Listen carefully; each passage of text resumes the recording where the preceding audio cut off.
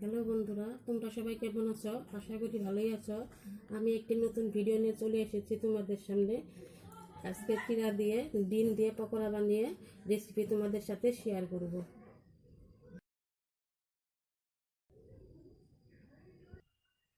চিড়াগুলো ধুয়ে আমি 2 মিনিট রেখে দিয়েছিলাম। এখানে আমি এখন পেঁয়াজ কুচি নিয়ে নিব, ধনিয়া কুচি নিয়ে নিব, লঙ্কা কুচি নিয়ে নিব, সামান্য পরিমাণ চালের গুঁড়া নিয়ে নিব,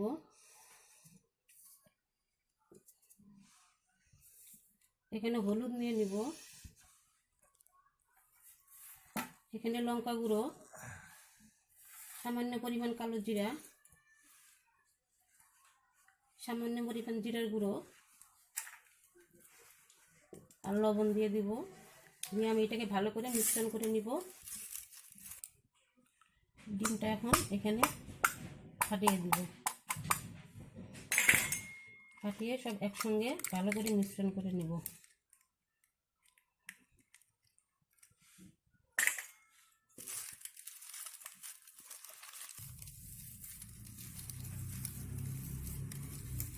কড়াইতে আমি সাদা তেল দিয়ে দিলাম।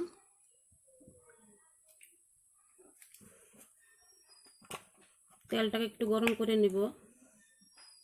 তেল আমার গরম হয়ে গিয়েছে, এখন আমি পকোড়াগুলো ছেড়ে দিব।